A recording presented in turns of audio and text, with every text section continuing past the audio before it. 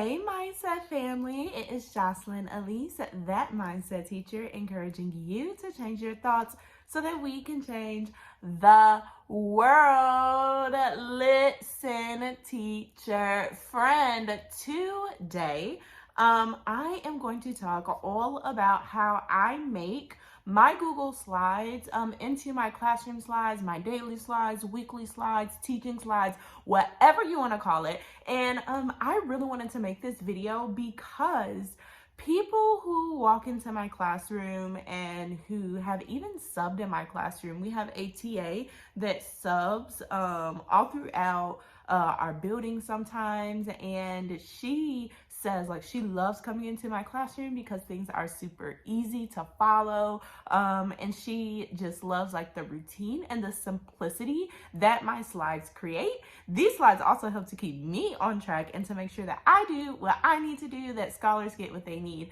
So let's go ahead. We're going to jump right into it, heading over to my Google Drive to go ahead and make these slides.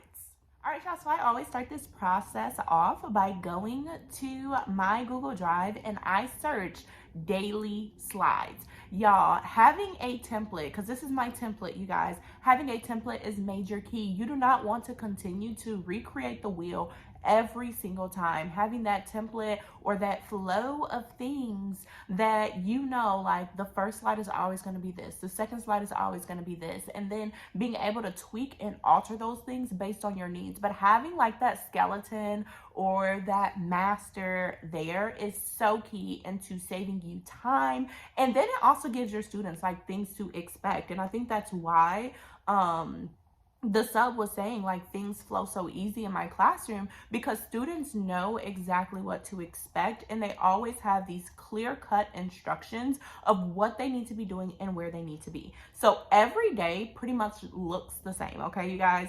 Every day usually starts off with the same slide. So the slide looks exactly like this. Monday's hot pink. So we have that hot pink background, and then it literally just tells students what to do when they come into my classroom. So enter quietly, greet your class, use the bathroom, get water, prep your journal, do your quote of the day, and then get on iReady. So they know, boom, boom, boom, boom, boom. I'm going through these things every single day. And the process is literally the same. Most students don't even have to look up at the board. They kind of know what it is that they're supposed to do at this point. And sometimes I will have like things that I want them to put on their journals right over here, so they can go ahead and glue those things down, put it down. They see exactly how the journal is supposed to look onto the slide. Right after that, I kind of have my morning meeting slide. So I go over and I'll say, okay, friends, today is blah, blah, blah, blah. And we kind of talk just a little bit. I allow my students to share during this time. And we might like do a read aloud or something once I get to this slide. And then I go over the schedule. So I let them know exactly what it is that we're going to be doing that day and what we will be doing. And then on the other side, I just have a few reminders. So things that I want them to know, or maybe something that is coming up, if there are any important dates or anything happening in the school.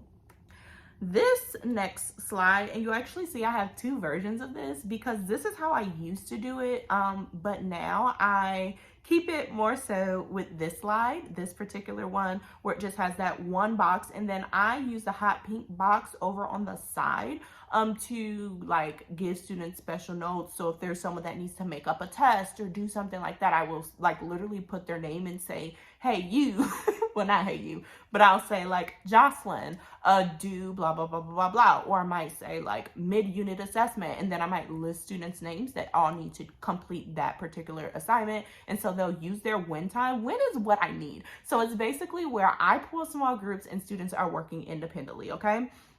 So I have a must do, and every day their must do is to check PowerSchool and then select a skill to practice on. And a lot of times I do meet with my scholars and conference with them. So I will talk to them about like particular skills that they need to work on, and then they can go into Canvas, and I actually have a Canvas page set aside for skills practice. So students can go to Canvas and pull up the skill that we've discussed that they kind of need to work on based on their data, and then they literally practice on that skill. So if a student is needing help in main idea, they'll click on main idea, go ahead, go through that, do whatever activities are there, and they continue to practice until we are ready to move on. This next slide is getting them ready for learning. So if I don't have any journal prep for the day, I literally put up this slide and it just tells them what it is that we are getting ready to do. So if there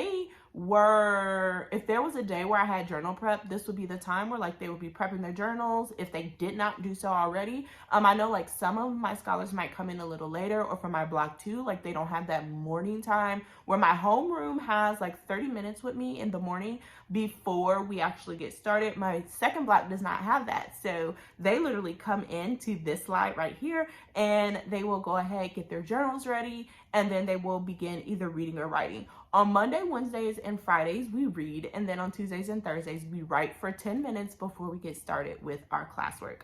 So this is the slide if I did not have any journal prep for the day, but this is the slide that I use if I do have some journal prep. So this is an example of like some journal prep that I might have students do.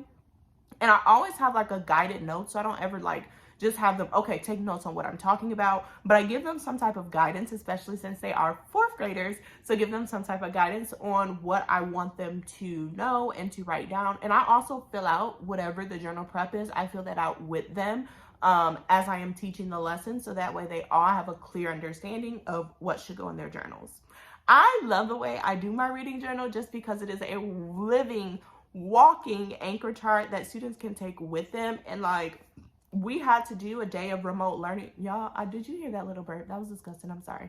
Okay, we had to do a day of remote learning because we had a snow day and we knew it was coming up. So all the students were like, oh, Miss Shane's like, I have to finish this. Can I take my journal home? Because we were getting the Chromebooks ready to go home with them. And a lot of them were like, can I take my journal home? Because like if they're writing their paragraphs, they have example paragraphs in their journals. They have, the hamburger paragraph model and the racist model to write a paragraph. They have all of these resources that literally if they just pull the resource out, it will show them exactly what they need to be doing. And I know we are working towards automaticity, but until students get there, like having this journal, I feel is an awesome resource. So they will see again. So this is another opportunity to make sure your journal is ready. Like when I say, y'all, it's time to start, I do not stop. Oh, you don't have your journal. I don't stop and oh, you don't have that together. I don't stop. I go, and if they get with it, then they get with it, and if they don't, then they know like they have to. If they miss something, I'm gonna try to get what I can get. And then I always put my journal up in the front of the room. So if anybody missed anything, literally they can go and they can flip to that page in my journal and copy it down. So yeah, this is like my journal prep pages. And then I read my learning target with my scholars. So literally every day we read the learning target. Right here you see a learning target. This is actually one from the beginning of the school year when I first like started using this template. But I just like read through this with students. It gives them a clear expectation of like what the lesson is going to be about, what we'll be talking about for that day. And a lot of times we will assess like, do you feel like you met the learning target? Were you able to do or accomplish what it is that we talked about at the beginning of the lesson? Y'all, literally between the learning target and the work time slide, I always add in like my slides for that particular day. And I will show you that in just one second. Let's go ahead and let's look at it now. So this is like my slides for the upcoming week, y'all. And I'm gonna scroll down. So here is the learning target. I told you guys we have been working on the American Revolution. If you watched my last video, then you know I was prepping and trying to get ready for that. But they're working on integrating information. So taking information from one source and another source and putting those together to be able to talk knowledgeably about a topic or a subject. We are working on talking about what caused the American Revolution. So like this is just like a little slide where I'm getting them to talk. So I'm going to ask them to like talk with their table members about these questions. What is the American Revolution? What caused the American Revolution? And then,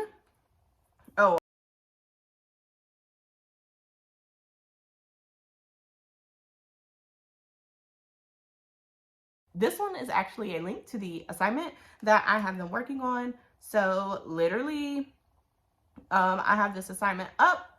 They have a passage that they will be using to go with this assignment, but we are going to work on that. And then like the work time tells them what to do during their independent work time. So I keep this on the board while students are working independently. Work time, complete your top 5 list of events that caused the American Revolution, then work on your timeline. So the passage that we have literally has like, it's like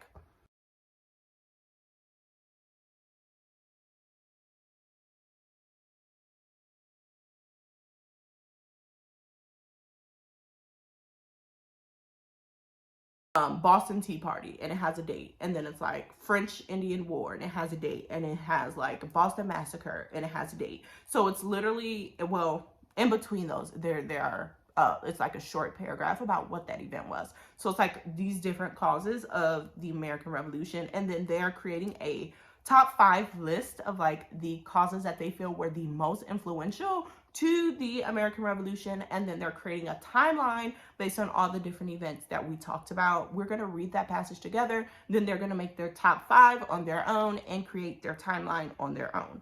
And then I always give like some options for early finishers or people that get done. So when you get done, these are some things that you can do. And I try to keep these, again, focused on whatever it is that we are learning on. So they're not just doing like busy work or busy tasks. They're actually doing something that is adding to their learning right now. So it should be something that like continues to build that knowledge of whatever it is that we're talking about.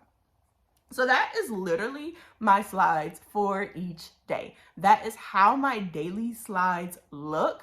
And literally, if I flip through these other slides, you will see that they pretty much look the same. They follow the same pattern. Literally every day, it is the same pattern up until I get to the end of the week. So I am not going through and having to like reinvent the wheel. Like when I open up this slide and I go ahead every week, I will make a copy of the entire presentation, and I change the name to fit whatever I'm on. So we teach with the program that we teach, or the curriculum that we teach. It is separated by modules, units, and lessons. So I'll put like whatever the module is, the unit is, and the lesson that we are on.